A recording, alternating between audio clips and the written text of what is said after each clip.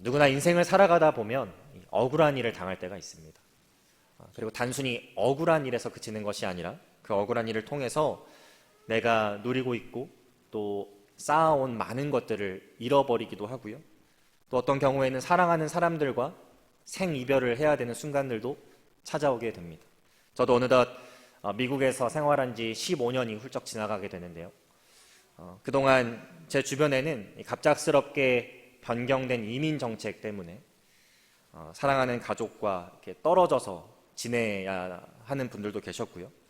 또 이곳을 떠나고 싶지 않았지만 이 신분 절차를 밟다가 기업이나 또 회사의 배신으로 인해서 상황이 어려워지고 결국 한국에 돌아가신 분들도 제 주변에 계셨습니다.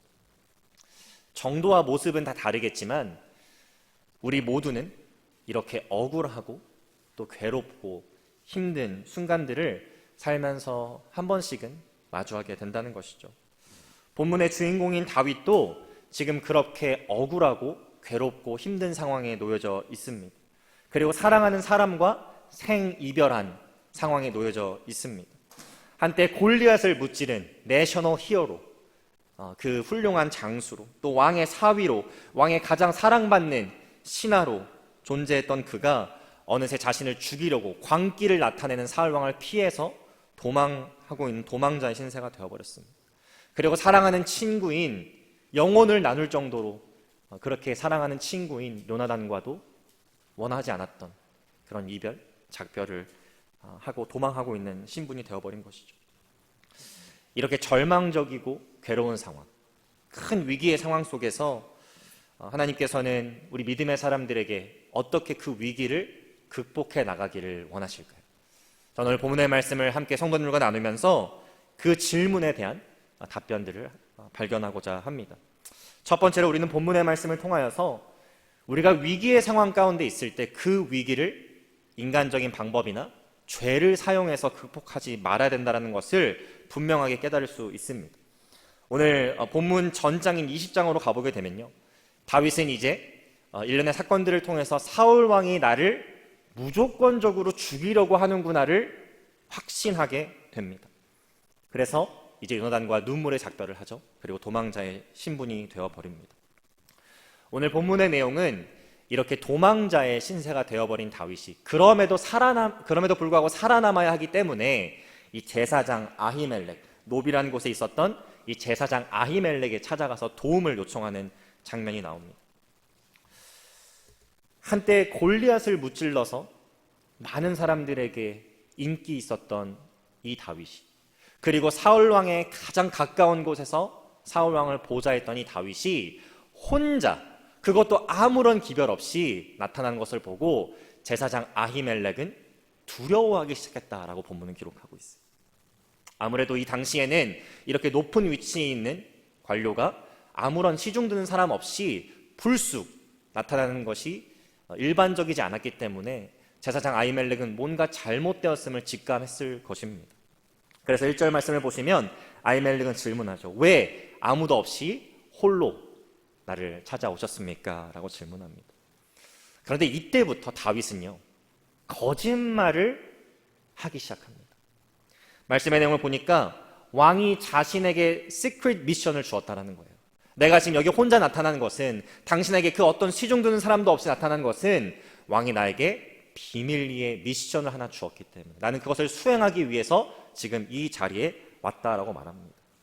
그리고 나를 시중 드는 사람들은 이제 내가 다른 곳에 가서 나와 합류할 것이다, 이렇게 아히멜렉에게 말하죠.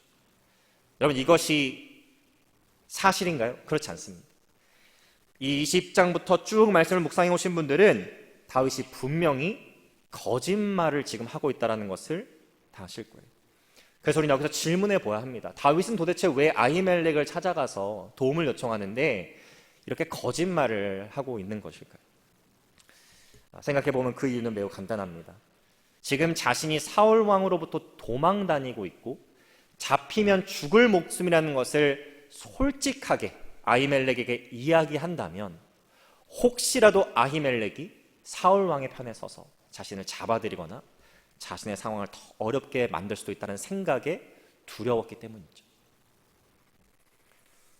우리가 표면적으로 생각했을 때 다윗 정도의 상황이라면, 지금 다윗이 겪고 있는 위기 정도라면, 아니 뭐 이 정도 거짓말 누구한테 피해 주는 것도 아닌데, 아히멜렉에게 피해를 주는 것도 아닌데 이 정도는 충분히 할 수 있다고 생각할 수도 있습니다. 그 다윗을 측은하게 여겨서 이 정도는 괜찮다라고 우리는 생각해 볼 수 있어요.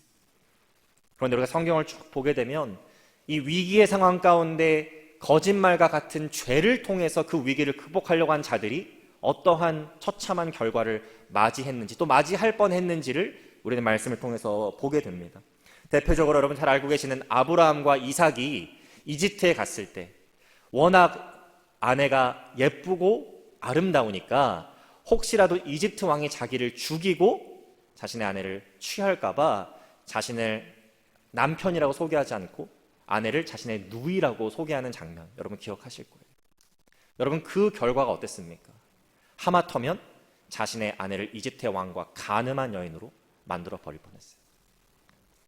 심지어 이집트 왕이 어떻게 이렇게 나에게 범죄하게 만들 수 있냐라고 물어보기도 했습니다. 아나니아와 삽비라의 이야기도 여러분 잘 아실 겁니다. 사도행전에 나오는. 자신들이 갖고 있었던 치부, 숨기고 있었던 것이 드러날 위기에 처하자 그들은 거짓말을 하죠. 그리고 하나님께 거짓말했다는 그 죄를 베드로는 드러내고 그 즉시 아나니아와 삽비라는 죽음을 맞이하게 됩니다. 다윗 또한 지금 이 위기의 상황에서 거짓말을 하고 있죠. 우리가 이 21장 말씀까지만 보면 이것이 그 어떤 후폭풍을 가지고 올지 알 수 없습니다. 그런데 22장으로 가보게 되면 이러한 다윗의 거짓말 또한 위기를 죄를 통해서 극복하려고 하는 이 다윗의 모습이 얼마나 큰 재앙을 불러오게 되는지 우리는 알 수 있어요. 이제 다윗의 거짓말을 듣고 이 아히멜렉은 다윗에게 필요한 것들을 내어줍니다. 그런데 그것들을 다 목격한 사람이 한 명 있었는데 바로 말씀에서 등장하고 있는 에돔 사람 도액이라는 사람이었어요. 근데 이 도액이라는 사람은 분명하게 사울 왕의 편에 서 있는 사람이었습니다. 그래서 이 아히멜렉이 지금 사울 왕이 죽이고자 하는 이 다윗에게 호의를 베푼 것을 사울 왕에게 가서 일러바쳐요. 그리고 사울 왕은 분노하기 시작합니다. 내가 죽이려고 하는 이 다윗에게 어떻게 호의를 베풀 수 있냐. 그리고 아히멜렉과 같은 제사장 85명, 85명을 그날 다 죽여버립니다. 그 현장, 그 참혹한 현장, 85명의 제사장들이 다 죽어가는 그 현장에 한 명의 생존자가 있었어요. 아비아달이라는 자가 거기서 살아남아서 다윗에게 찾아오게 되는데요. 이제 이러한 일들 때문에 85명의 제사장들이 죽게 되었다라고 말합니다. 그때 사무엘상 22장 22절에 다윗이 이렇게 고백합니다. 다윗이 아비아달에게 이르되 그날에 에돔 사람 도액이 거기 있기로 그가 반드시 사울에게 말할 줄 내가 알았노라. 내 아버지 집 아히멜렉 집에 모든 사람 죽은 것이 나의 탓이도로다.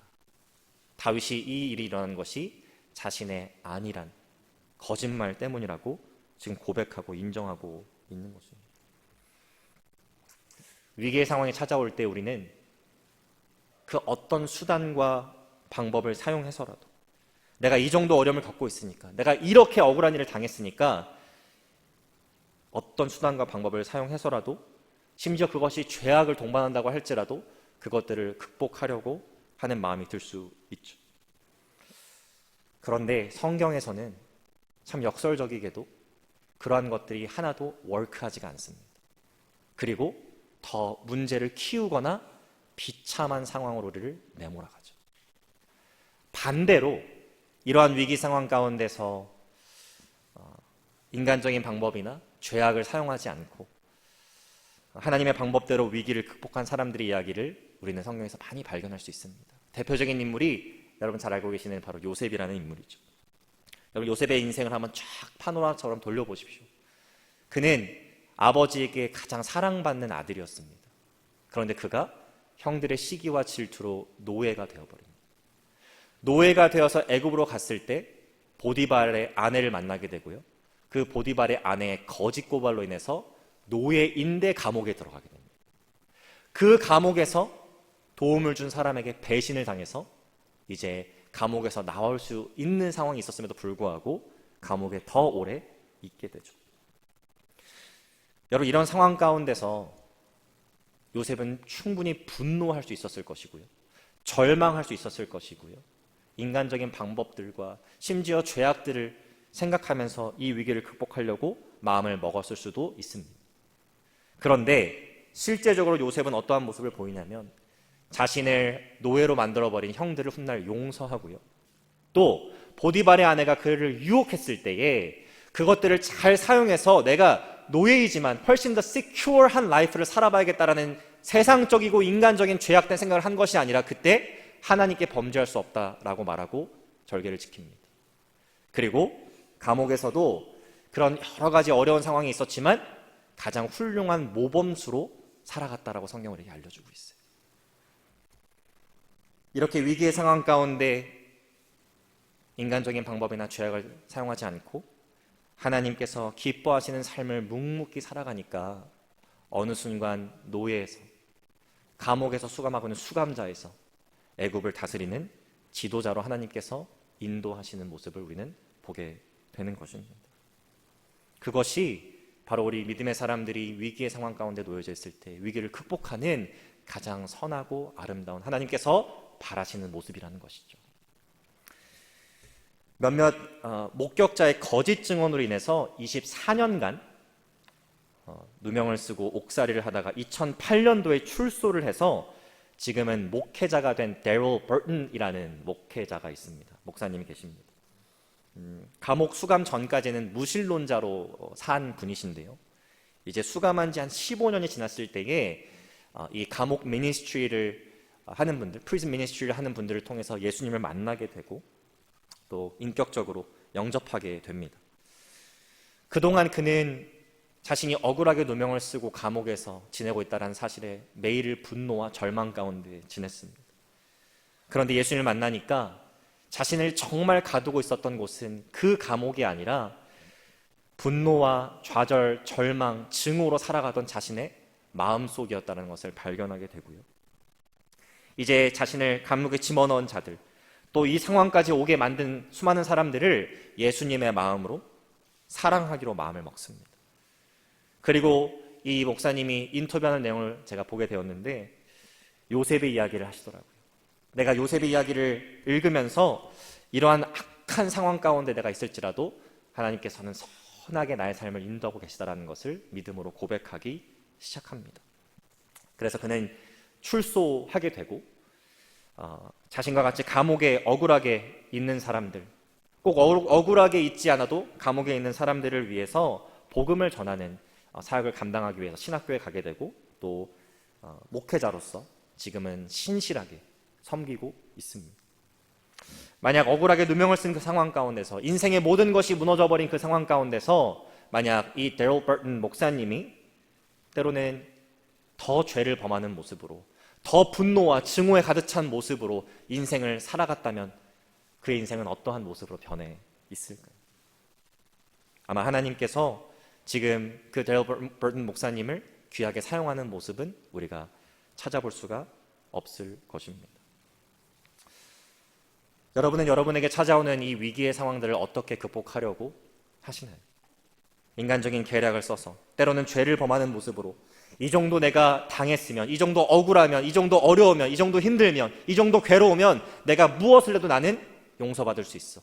나는 괜찮아. 라고 생각하면서 그렇게 인간적인 방법으로 죄악으로 여러분들의 위기를 극복하려고 하고 계시진 않은지 우리는 오늘 이 아침 질문해 보아야 합니다. 중요한 것은 그렇게 해서 문제가 해결되지가 않는다라는 거예요.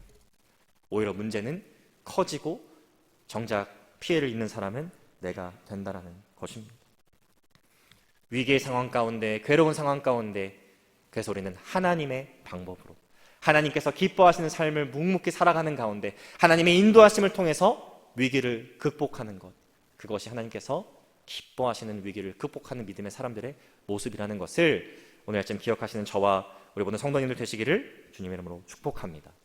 두 번째로 우리는 위기의 상황 가운데 우리의 공급자 또 우리를 지키시는 보호자가 하나님이심을 더욱더 기억해야 된다는 것을 말씀을 통해서 깨달을 수 있습니다. 이제 위기의 상황 가운데 아히멜렉에게 다윗이 찾아가서 요구한 두 가지가 오늘 본문에 나오는데요. 첫 번째는 이제 허기를 달랠 수 있는 음식, 그리고 두 번째는 자신이 앞으로 사용할 수 있는 무기, 이 두 가지를 제사장 아히멜렉에게 찾아와서 이제 다윗은 요구합니다. 먼저 4절 말씀을 보시면요, 이렇게 기록되어 있는데요. 제사장이 다윗에게 대답하여 이르되 보통 떡은 내 수중에 없으나 거룩한 떡은 있나니 그 소년들이 여자를 가까이만 하지 아니하였으면 주리라 하는지라. 다윗이 먹을 것이 없냐고 물어보니까 아히멜렉이 뭐 일반적으로 먹는 빵은 없는데 거룩한 빵만 지금 우리에게 있다, 이렇게 말합니다. 여기서 말하는 이 거룩한 빵, 거룩한 떡은 성소에 진열되어 있었던 진설병을 가리킵니다. 성소에 있었던 그 상 위에 진열되어 있던, 정확하게 말하면 빵을 가리키죠. 각 지파를 상징해서 12개의 빵이 놓여져 있었고요. 이 빵은 하나님께 올려드려지는 빵이었기 때문에 이 빵이 사용되고 난 후에는 오직 제사장들만 먹을 수 있었습니다. 그런데 희한하게도 제사장 아히멜렉은 하나님의 떡, 제사장들만 먹을 수 있도록 하나님께서 명령하신 이 떡을 다윗에게 내어줍니다. 훗날 예수님께서 이 땅에 오셔서 이 이야기를 언급하신 적이 있어요. 제자들이 다윗처럼 배가 고프자 예수님께서는 제자들에게 안식일임에도 불구하고 밀밭에 가서 이삭을 잘라 먹게 하십니다. 그리고 바리새인들은 그 모습을 보고 기겁을 하죠. 어떻게 안식일에 일을 해서 밥을 먹을 수 있는가? 어떻게 이런 불법을 저지를 수 있는가? 예수님과 제자들을 비난하기 시작합니다. 그때 예수님께서 이렇게 말씀하십니다. 마태복음 12장 3절부터 4절 말씀을 먼저 보시면요, 예수께서 이르시되 다윗이 자기와 그 함께한 자들이 시장할 때에 한 일을 잃지 못하였느냐? 그가 하나님의 전에 들어가서 제사장 외에는 자기나 그 함께한 자들이 먹어서는 안 되는 진설병을 먹지 아니하였느냐? 이것이 괜찮은 일이라고 지금 말씀하고 계신 거예요. 이렇게 말씀하신 의도, 의미를 7절, 8절, 마태복음 12장 7절, 8절에서 예수님께서 이렇게 설명하십니다. 나는 자비를 원하고 제사를 원하지 아니하노라 하신 뜻을 너희가 알았더라면 무죄한 자를 정죄하지 아니하였으리라. 인자는 안식일의 주인이니라 하시니라. 이렇게 예수님께서 말씀하세요. 여러분, 이야기를 통해서 우리가 깨달을 수 있는 교훈이 무엇입니까? 물론 첫 번째로는 예수님께서 또 하나님께서 우리에게 율법을 주신 목적이 율법주의에 빠지라는 것이 아니라 그 율법의 정신인 공의와 자비를 깨달으라는 그런 의미를 담고 있습니다.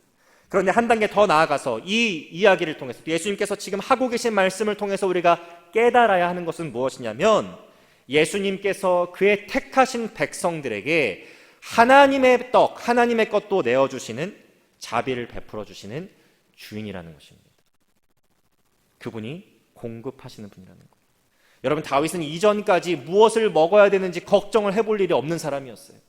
아버지 밑에서 있을 때도, 또 왕궁에 거했을 때도 내가 지금 배가 고파서 먹을 것을 구해야 된다는 생각을 해본 적이 없는 사람입니다. 그런데 가장 처참하고 비참한 자리에서 배가 고파서 갈 데가 없어 제사장에게 찾아온 그 시점에서 하나님께서는 거룩한 빵을 그에게 내어주시면서 바로 내가 자비한 너의 주인이다, 내가 공급자라는 것을 다윗에게 지금 깨닫게 하고 계신 것입니다. 두 번째로 8절 말씀을 보시면 다윗은 이제 자신이 쓸 수 있는 무기가 있는지 아히멜렉에게 물어보죠. 8절에 보니까 다윗이 아히멜렉에게 이르되 여기 당신의 수중에 창이나 칼이 없나이까? 왕의 일이 급함으로 내가 내 칼과 무기를 가지지 못하였나이다 하니. 무기가 있습니까? 라고 물어보니까 아히멜렉은 다른 그 어떤 무기도 없고 딱 하나만 이 장소에 있다고 말합니다. 그 칼은 바로 골리앗의 칼이었어요. 여러분, 이 골리앗의 칼이 어떠한 칼이었습니까? 어린 소년 다윗이 물매와 돌을 가지고 당시 최강의 장수였던 골리앗을 무너뜨렸을 때, 죽였을 때에 사용했던 칼이었나요? 맞는데 실제적으로 골리앗을 죽인 칼은 아니었어요. 골리앗을 죽였을 때 다윗이 사용했던 것은 물매와 돌이었습니다.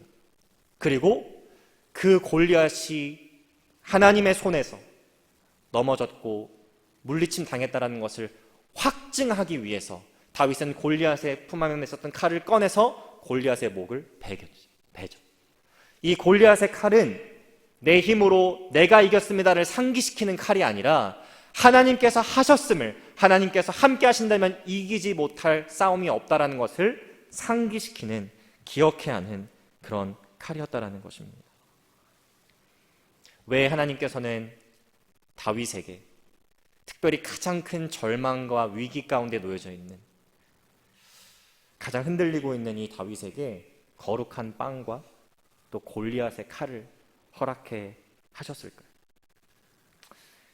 이것이 죽음의 위협 앞에서, 사랑하는 친구 요나단과의 어쩔 수 없는 이별 앞에서 정신적으로, 감정적으로, 영적으로 무너져 있는 다윗에게 하나님께서 주실 수 있는 가장 큰 은혜의 메시지였습니다. 바로 하나님께서 자비하신 공급자이심, 하나님께서 그를 지금도 지키시고 보호하시는 보호자라는 것을 다윗으로 하여금 이 사건들을 통해서 깨닫기를 원하셨던 것이죠. 여러분은 놀라운 방법으로 하나님께서 여러분들의 삶 가운데 공급하시고 여러분의 삶을 지키시고 보호하시는 것들을 경험해 본 적 있으십니까? 생각해 보면 지금 우리가 삼시세끼 굶지 않고 있는 것, 밤에 평안하게 잠을 잘 수 있는 것, 믿음의 형제자매들과 함께 이 시간에 이 장소에서 예배할 수 있는 것, 내가 입을 수 있는 옷이 있다라는 것 등등등등, 이 다 모든 것들을 생각해 보면 다 하나님께서 우리에게 공급하셨기 때문에, 우리의 삶을 지키시고 보호하셨기 때문에 가능하다는 것을 고백할 수밖에 없는 것입니다. 제가 처음 고등학생 1학년으로 이 미국 땅에 오게 되었는데요, 1년이 지나지 않아서 다시 한국에 돌아와야 될 것 같다는 얘기를 부모님에게 듣게 됩니다. 사실 유학을 경험해보지 못한 집안이었기 때문에 유학에 필요한 비용이 얼마인지, 어느 정도의 커스트가 들어가는지 알 수 없는 상황에서 그냥 무대 보러 온 감도 없지 않아 있거든요. 그런데 사실상 와보게 되니까 도저히 저희 집안 형편에서는 당시에 감당할 수 없는 그런 금액들이 불어나고 있었기 때문에 한국에 돌아오는 게 좋겠다는 얘기를 제가 듣게 되었습니다.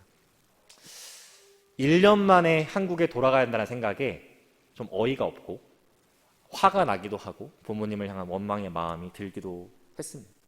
그런데 그때 하나님께서 저의 삶에 세밀하게 개입하시고 공급하시고 지키시는 것들을 제가 경험한 적이 있어요. 그러한 저의 상황을 학교 측에 이제 얘기를 하니까 학교 측에서는 갑자기 저에게 학비를 면제해주면 다닐 수 있냐라고 물어보게 됩니다.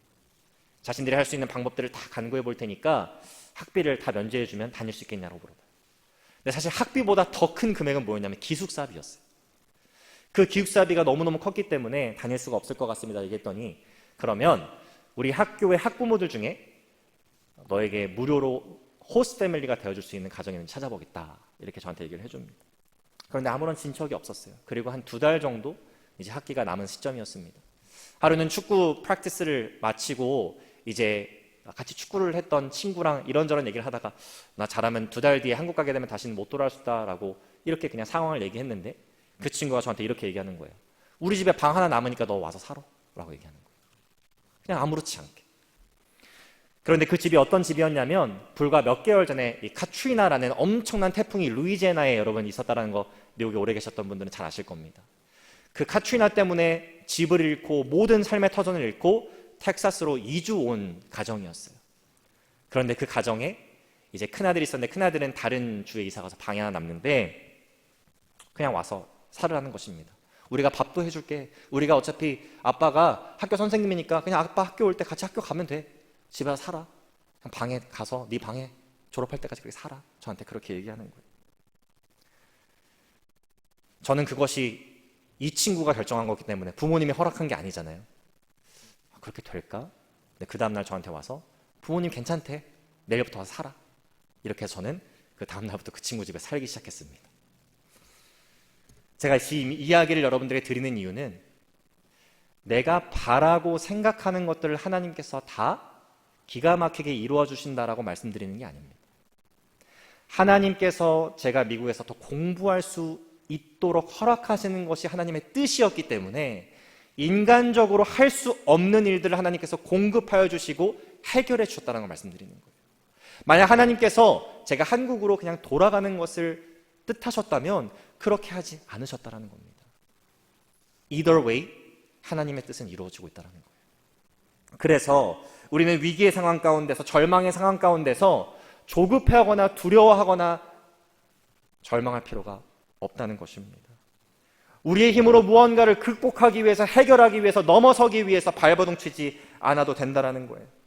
절망과 위기의 상황 가운데서 다윗에게 가장 필요했던 것은 거룩한 빵이 아니라 거룩한 빵을 공급하시는 자비의 하나님을 신뢰하는 믿음이었고, 다윗에게 필요한 것은 골리앗의 칼이 아니라 그 골리앗의 칼을 바라보면서 하나님께서 함께 하신다면 내가 능치 못할 일이 없고 내가 이기지 못할 싸움이 없다라는 그 믿음을 회복하는 것, 그것이 하나님께서 다윗에게, 위기의 상황 가운데 있었던 다윗에게 요구하시는 바로 믿음이었습니다. 여러분, 위기와 절망 가운데 혹시 계시다면 여러분 어떻게 그러한 것들을 지금 극복하시기 위해서 노력하고 계신가요? 세상의 사람들이 그러하듯이 죄악을 사용해서, 인간적인 방법을 사용해서 극복하려고 하고 계신가요? 아니면 하나님께서 나의 공급자 되시며 보호자 되심을 굳건하게 신뢰하며 하나님의 방법대로 묵묵하게 살아가는 가운데 하나님의 인도하심으로 그 위기를 극복하고 계신가요?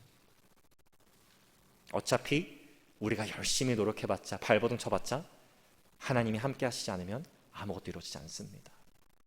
오늘 말씀을 기억하시면서 다윗에게 깨닫게 하시고 주시는 은혜를 여러분 기억하시면서 그 어떤 위기의 상황 가운데서도, 괴로운 상황 가운데서도 세상적인 방법이나 죄악을 사용하는 것이 아니라 하나님께서 기뻐하시는 삶을 묵묵히 살아가는 가운데 하나님께서 나의 공급자 되시며 보호자 되심을 믿으며 위기를 극복하시는 우리 모든 사랑하는 하늘께 성도님들 되시기를 주님의 이름으로 축복합니다.